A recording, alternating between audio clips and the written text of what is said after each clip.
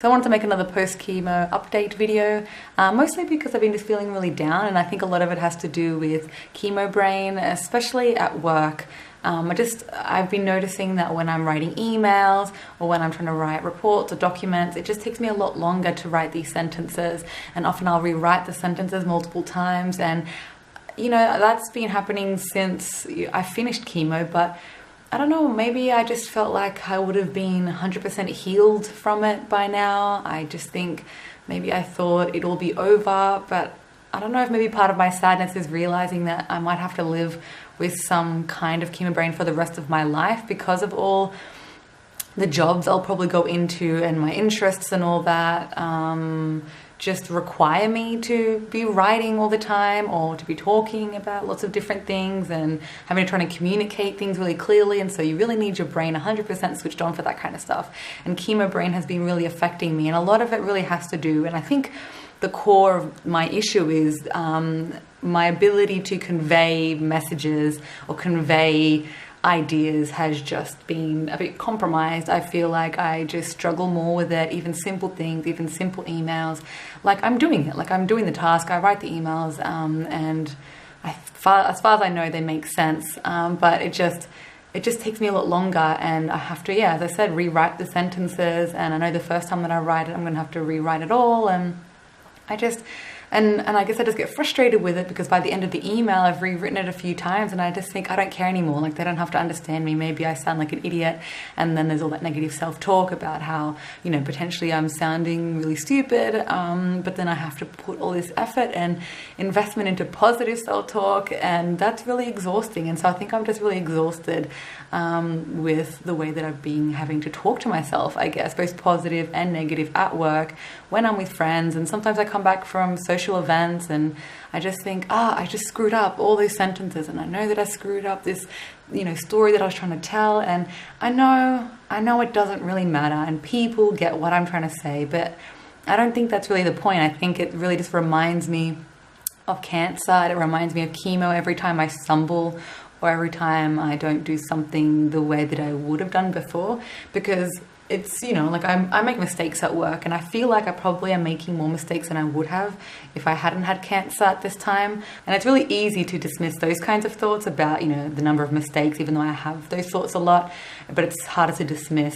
the feeling that I'm just not as good at writing, or just not as good at talking clearly and succinctly, and something that I have to keep working on. And, if you keep doing it, hopefully you'll just get better. At least that's what I keep telling myself, but it's just something that I wish was done. I wish I didn't have to deal with it anymore. And I think a part of the reason why I'm really bothered at the moment by this chemo brain thing is that I feel a really strong sense of imposter syndrome. So for those of you who don't know what imposter syndrome is, it's where you're at a job and you feel like, your colleagues or your boss, they're going to find out that you're just not qualified, that you're just not good enough, that you're making too many mistakes, and that you shouldn't really be there, and that you just don't really deserve that job, and that you're just not qualified enough, and you're just not good enough. And so I just feel that a lot at my role, that I feel like I'm somehow going to be found out. They're going to realize that I'm just not good enough for this job, and they're going to, fire me. And I know it's really normal to feel these feelings, this imposter syndrome feeling, when, I'm constantly learning new things. I'm pretty much being thrown into the deep end every time. And now I have the possibility of not having a manager as part of my project, and I'm the only person on that project apart from my manager. So the idea of kind of running this project in a way is just really terrifying, and of course I don't feel qualified for it, but I just feel like the chemo brain stuff just makes that feeling worse, because I feel like I am going to make more mistakes, and it just takes me longer to do these tasks that I think are quite simple. Like, it shouldn't take me this long, or have to rewrite this sentence so many times for an email. Like, an email should just be an email, and then I know that the anxiety makes all this kind of stuff worse. It makes your concentration worse. You're more likely to make mistakes when you're really anxious, and so I know that hasn't been helping, so I've been trying to work on my anxiety stuff. But it's just, I've been feeling, really down. I've just been having these thoughts, and they just become quite overwhelming, and I've just been noticing that I get teary at work, or then, yesterday I got really upset as well, and I hope that this is just a turning point, and then, for the next couple of weeks it will just get better.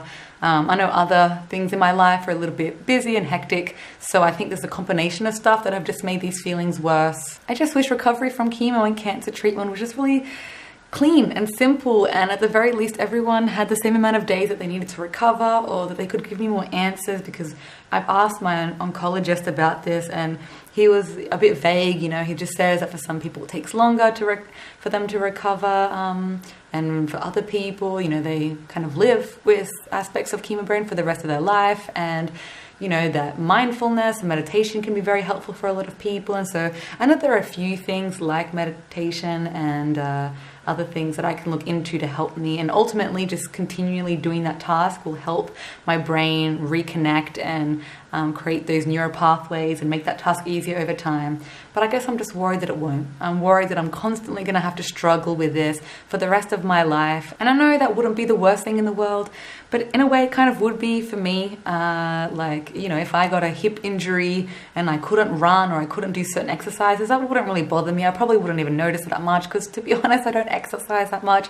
And the kinds of, exercise or physical activity that I do is not running. It's not that kind of sport. So I wouldn't notice it. But for a friend of mine, she loves running. She loves being really intense with the kind of physical activities that she does.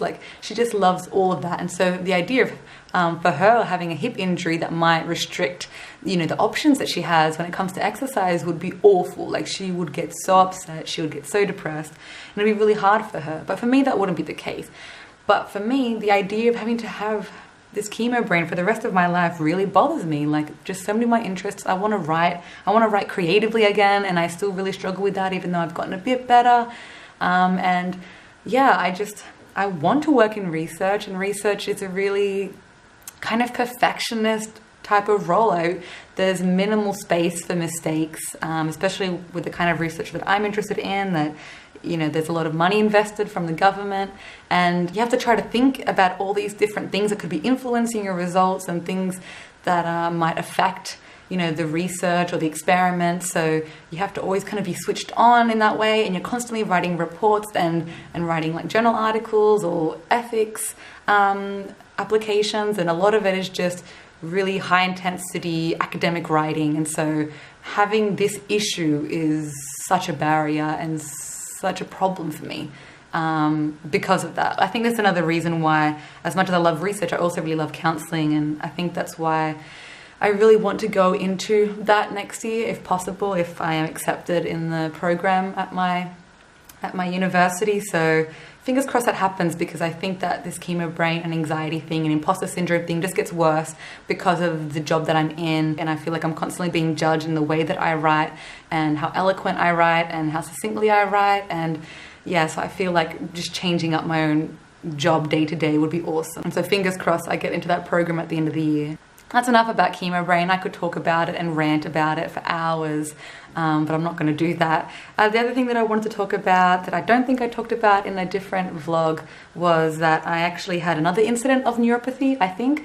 So a couple of vlogs back, I talked about how I had a bit of chili on my lip, and so the chili was burning my lip, and that really hurt, and that was awful, and I had to put an ice pack on it. Then eventually the burning sensation went away.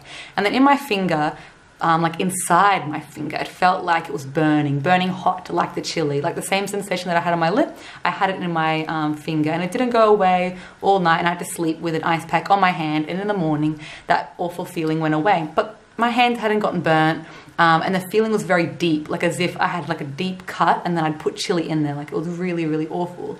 And so I didn't really know what that was, and I'm thinking about it, and when I went online, I figured out that it was probably neuropathy, where the nerves kind of, got confused. They sent the signals wrong, and they thought, with that burning sensation in my lip, they just sent that sensation to my hand. And so obviously that has been as a result of chemo that I've had a bit of nerve damage, and I've only noticed, that event only happened a couple of months after I finished chemo treatment, because I never had any neuropathy things when I was in treatment. This is something that's happened after treatment.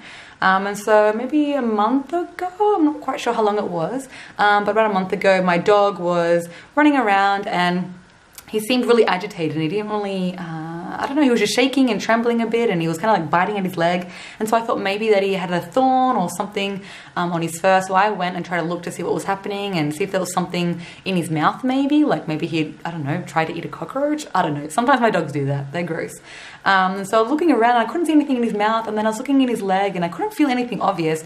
And then I went to feel along his leg again, and all of a sudden I felt this awful piercing, pinching sensation, and I like ripped my hand out and a little bee fell out. I don't know how the bee got in his leg. I have no idea how that happened, since we don't really have that many bees in our area either. I don't know. So I flung my hand out, the bee kind of like scattered across the ground. We killed the bee, but I had that awful sensation in my hand, like I had been stung. And then I had no swelling, so I don't even know if it injected any venom in me. I think bees have venom, but it didn't swell or anything, so maybe it was just, you know, pinching me to try to get me to get away from it. And so I just put a bit of ice or whatever on it, and my stinging sensation went away eventually, maybe 1 or 2 hours after it went away, which was no big deal. But then I think it was the next day or a couple of hours after that event, on my other hand, I felt this like splinter effect. Or was it on the same hand? It might have actually been the same hand. I think it's always this hand, the right hand. But I felt like this awful splintered sensation on the finger next to it. Like I had a really big splinter just in there. And whenever I even just like touched the skin gently or caressed it, it would hurt, it would throb, and it was really awful. So then that night I had to sleep with like, you know, my hand in a certain position so that way it wouldn't touch anything and it could hopefully heal, or I could just like pretend that it's healing, even though I know it's a nerve damage thing. And in the morning it was still hurting a bit, but by the middle of the day the pain had gone away. There was no splinter sensation, and when I was looking there was nothing there. There was no sign that there was any sting there was any splinter there. And so obviously it was another issue with my nerves, and it was another event of neuropathy doing its thing in my body, which is not fun. So something that I guess I also have to just live with. So at the moment I'm applying for a scholarship with a youth cancer organisation in Australia, and if I get one of the scholarships, I'll be able to buy a new camera and a little bit of equipment for this little channel, which I think will be really nice. I'd like to buy just like a ring light and microphone and maybe a couple of other bits and bobs. I just want to make these videos better quality. Obviously I really need a camera, a better camera. That's one of the biggest things, and just some better lighting. And the issue is that I live in a very small apartment, so I don't want anything too bulky, which is why I'm hoping for a ring light that can sit on the desk or table that I'm at. That would be great. But yeah, so that's something that I'm applying for, and so fingers crossed I get a little bit of money so I can spend at making these videos look better. So that's all I really want to talk about. I just want to talk about the possibility of getting a new fancy camera, and yeah, chemo brain, and how much it is just making me really, really sad. I've actually been thinking about maybe going to a psychologist. I feel like,